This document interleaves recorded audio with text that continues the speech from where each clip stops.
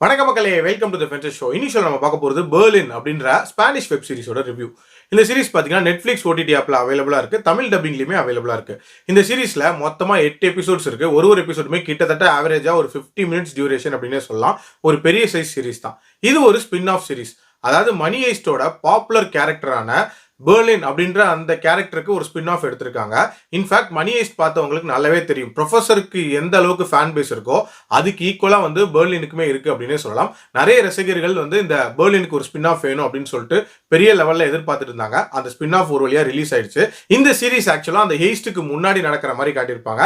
ஆக்சுவலாக பெர்லின் தன்னோட மனைவியை பிரிஞ்ச ஒரு வருத்தத்தில் இருக்கிற அந்த டைம்ல ஒரு ஹெய்ஸ்ட் பிளான் பண்ணுவார், ஒரு புது டீமோட. அந்த டீம்ல மொத்தமாக 5 நபர்கள் இருப்பாங்க. Damian, Bruce, Roy, Kayla and Cameron அப்படின்றதான் இந்த 5 பேர்.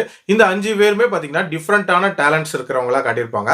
இவங்களோட சேர்ந்து ஒரு 44 மில்லியன் யூரோஸ் மதிப்புள்ள நகைகளை வந்து ஒரு வால்ட்ல இருந்து கொள்ளடிக்கணும் அப்படின்றது தான் அந்த பிளான். அந்த கொள்ளையை இவங்க எப்படி பிளான் பண்றாங்க, எப்படி இம்ப்ளிமெண்ட் பண்றாங்க அண்ட் கடைசியா வந்து எப்படி எஸ்கேப் ஆறாங்க அப்படின்றது தான் இந்த சீரிஸோட மெயின் பிளாட்டா இருக்கும். இதுக்கு பேரலா இந்த டீமோட ஒருத்தரோட அந்த லவ் லைஃப் அப்படின்றதுமே ரொம்பவே ஃபோக்கஸ் பண்ணி காட்டியிருப்பாங்க அப்படின்னே சொல்லலாம். இந்த பெர்லின் கேரக்டரை நிறைய பேருக்கு ஏன் பிடிக்கும் அப்படின்னு யோசிச்சு பாத்தீங்கன்னா, அந்த கேரக்டர் கிட்ட ஒரு விதமான காம்னஸ் இருக்கும் அப்படின்னே சொல்லலாம். அதே நேரத்தில் நிறைய விஷயங்களை ரொம்ப ஸ்மார்ட்டா யோசிச்சு பண்ணக்கூடிய ஒரு திறமைசாலியா இருப்பாரு.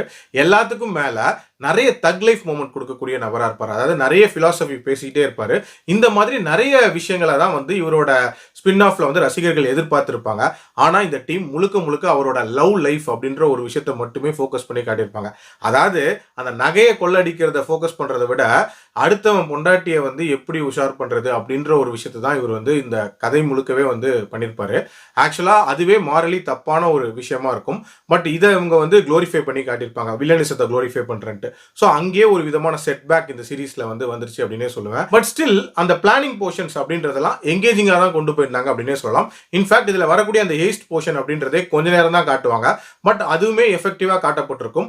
அதுல மெயினா பாத்தீங்கன்னா எப்படி எஸ்கேப் ஆறாங்க அப்படின்ற அந்த போர்ஷன் இருக்குல்ல, அதை தான் 2 எபிசோட்ஸா காட்டியிருப்பாங்க. அந்த 2 எபிசோடுமே வந்து ஒரு மாதிரி எங்கேஜிங்கா போச்சு அப்படின்னே சொல்லலாம். அதே மாதிரி அந்த கேங்ல இருக்கிறவங்களோட அந்த லவ் லைஃப் காட்டினது அப்படின்றதுமே ஒருத்தருக்குமே ஒரு பாஸ்ட் இருக்கிற மாதிரி காட்டியிருப்பாங்க. அண்ட் அந்த லவ் ஒருத்தருக்குள்ள எப்படி ஏற்படுது அப்படின்றதுமே வந்து எதிர்பார்த்த மாதிரி தான் இருந்துச்சு. பட் ஸ்டில் வந்து நல்லா தான் காட்டியிருப்பாங்க. அதே மாதிரி இந்த சீரிஸோட மேக்கிங் அப்படின்றதுமே வந்து பயங்கர பிரம்மாண்டமா இருந்துச்சு அப்படின்னு சொல்லலாம். இன்ஃபேக்ட் நிறைய சீன்ஸ் ரொம்ப சூப்பரா ஸ்டேஜ் பண்ணப்பட்டிருக்கும். எஸ்பெஷலி அந்த தப்பிக்கக்கூடிய காட்சிகள் இருக்கும்ல, ஒருத்தர் ஒரு மோட்ல வந்து தப்பிக்கிற மாதிரி காட்டியிருப்பாங்க. அது எல்லாமே ரொம்ப இன்ட்ரெஸ்டிங்கா அமைக்கப்பட்டிருந்துச்சு. அதே மாதிரி ஆக்சுவல் மணி ஹெய்ஸ்டோட லிங்க் பண்ணணும் அப்படின்றதுக்காக ஒரு 2 கேரக்டர்ஸ் மணி ஹெய்ஸ்ட்ல நடிச்சவங்களை வந்து இதுலயுமே கொண்டு வந்திருப்பாங்க. அது யாருங்கிறத நான் ரிவீல் பண்ணல. பட் அது ஒரு விதமா எஃபெக்டிவா இருக்கும்னு சொல்லிட்டு யோசிச்சாங்க. பட் அது இன்னும் கொஞ்சம் டீடைல்டா நல்லாவே வந்து காட்டியிருக்கலாம் அப்படின்றது என்னோட ஒப்பீனியன். ஓவரால் இந்த சீரிஸ் பார்க்கும்போது நல்ல ஒரு ஹெய்ஸ்ட் சீரிஸ் பார்க்க போறோம் அப்படின்ற ஒரு எதிர்பார்ப்போட உட்கார்ந்துருக்கும் போது ஒரு ரொமான்டிக் சீரிஸை போட்டு விட்டா எப்படி இருக்கும், அந்த மாதிரியான ஒரு ஃபீல் தான் இருந்துச்சு. இன்ஃபேக்ட் நிறைய ரசிகர்களுக்கு அந்த மாதிரியான ஒரு ஃபீல் இருக்கலாம்.